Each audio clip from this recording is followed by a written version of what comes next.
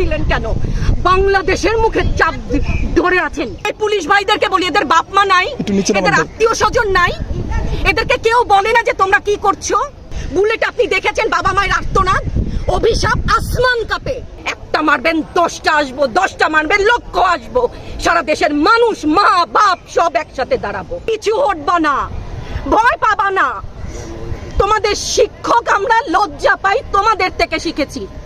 মানুষ করার জন্য আমাদের কাছে শিক্ষকদের কাছে পাঠিয়েছিল, কি জবাব দিব? আমার তো কোনো মুখ নাই, আমি শিক্ষক, আমার ভাষা নাই। তাদের কাছে হাত জোড় করে মাফ চাই, নিরাপত্তা দিতে পারি নাই, নিরাপত্তা দিতে পারি নাই। মনে হয় রাস্তায় শহীদ হয়ে গেলে যদি এই লজ্জা আমার কিছুটা কাটে।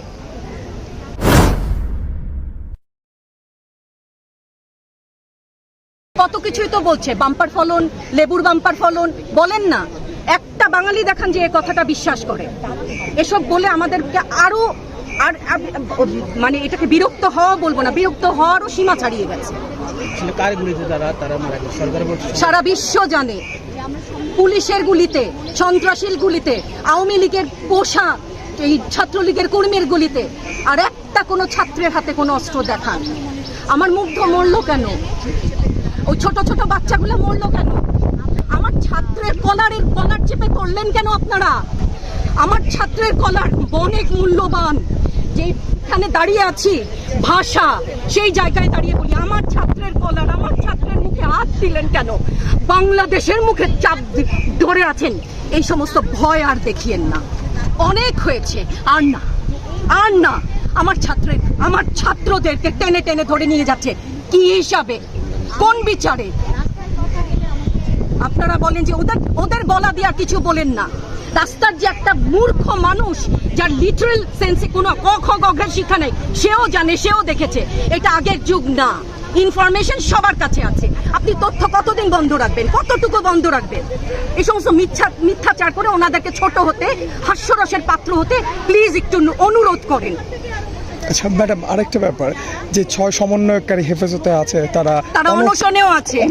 আমার বাচ্চাগুলো না খেয়ে আছে, আমার বাচ্চা, আমাদের বাচ্চা না খেয়ে আছে। আপনাদের ঘরে নাই? এই পুলিশ ভাইদেরকে বলি, এদের বাপ মা নাই, এদের আত্মীয় স্বজন নাই, এদেরকে কেউ বলে না যে তোমরা কি করছো? এদের সন্তানরা পেছনে নাই? এদের সন্তানদেরকে, এদেরকেও তো আমরা বড় করেছি, এদেরকেও তো আমরা শিক্ষা দিয়েছি। চালানগুলি আমাদের উপরে। আমার শিক্ষকের গায়ে হাত, কত বড় অধ্যত্বপূর্ণ আচরণ! আর হবে না তো, আসেন চালানগুলি তুলে নিয়ে যান, সেই 71-এর মতো তো। 25শে মার্চের কালো রাত, বুদ্ধিজীবীদের হত্যা শুনেছি তো, এখন দেখছি। আগে শুনেছি, এখন দেখছি।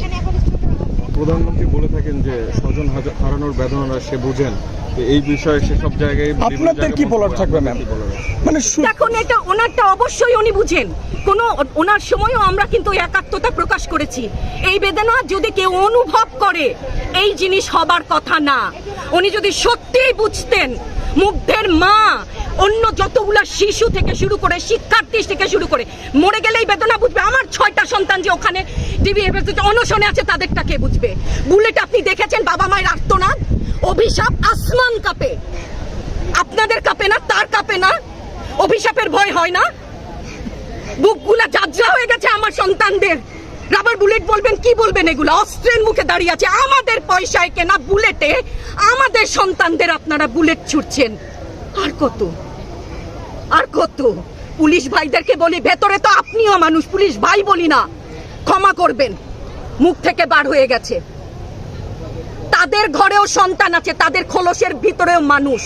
যারা এখনো ঘরে আছেন তারাও জানেন আর কতদিন ভয় পাবেন। ভয়েই থাকেন।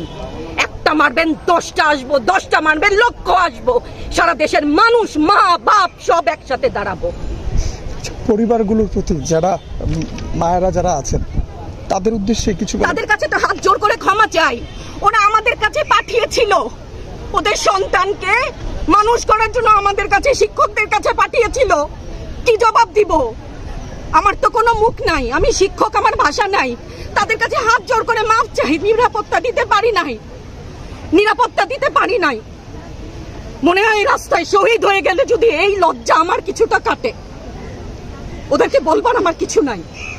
প্রশাসন এবং সরকারের পক্ষ থেকে বলা হচ্ছে যে এই আন্দোলনের ভিতরে তৃতীয় পক্ষ এবং জঙ্গি ঢুকে আরো গেছে। বলেন না, এই বিষয়ে আমি হিজাব পরি বলেন আমি হচ্ছে গিয়ে জঙ্গি, আরো বলেন না যারাই প্রতিবাদ করছে জঙ্গি। হ্যাঁ, ৭১-এর সময়ের জঙ্গি এক যদি চেহারা অমন হয়, ২৪-এর জঙ্গির চেহারা এরকম হবে। তাহলে গত কিছুদিনে বাংলাদেশ থেকে যে পরিমাণ গ্রেফতার হয়েছে তাতে দেখা যাচ্ছে যে ৮৫% সাধারণ মানুষ যারা কোনো দল করে না।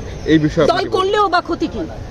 আমাকে প্রশ্ন, এই বিভেদটা তো সারা জীবন টেনেছে। না, তাদেরকে গ্রেফতার করা হয়েছে। হ্যাঁ, গ্রেফতার তো এমনিই করছে। দল করলেই কেন, দল করার এটা স্বীকৃতি দিতে হবে না। দল করলে ক্ষতি কি? অধিকারই তো চাচ্ছি, সাধারণ মানুষের অধিকার চাচ্ছি, ক্ষতি কি? কেন বারবার আমাদেরকে এই কথাটা শুনতে হয়? এই বিভাজনের সুযোগ তো তারা বারবার নিয়েছে, আবার কেন? ক্ষমা করে, ধন্যবাদ। আপনার সন্তান পিছু হটবা না, ভয় পাবা না। তোমাদের শিক্ষক আমরা লজ্জা পাই, তোমাদের থেকে শিখেছি। তোমরা যেমন আছো আমরাও আছি। যতদিন না ৯ দফা ওদের মানা হয় ততদিন মাঠ থেকে সরবো না। ম্যাম, লাস্ট একটা কথা। নিরাপদ না তো? আপনি নিরাপদ? সংবাদ কর্মী আপনি কি আত্মসম্মান বিসর্জন দিয়ে বিভিন্ন নিউজ, লেবুর বাম্পার ফলন নিউজ করতে হচ্ছে না? আপনারও লজ্জা লাগছে না আত্মীয় স্বজনের কাছে মুখ দেখাতে? পারছেন না তো? আপনার হয়ে আমি লড়ছি, আমাকে সহায়তা করেন। Thank you.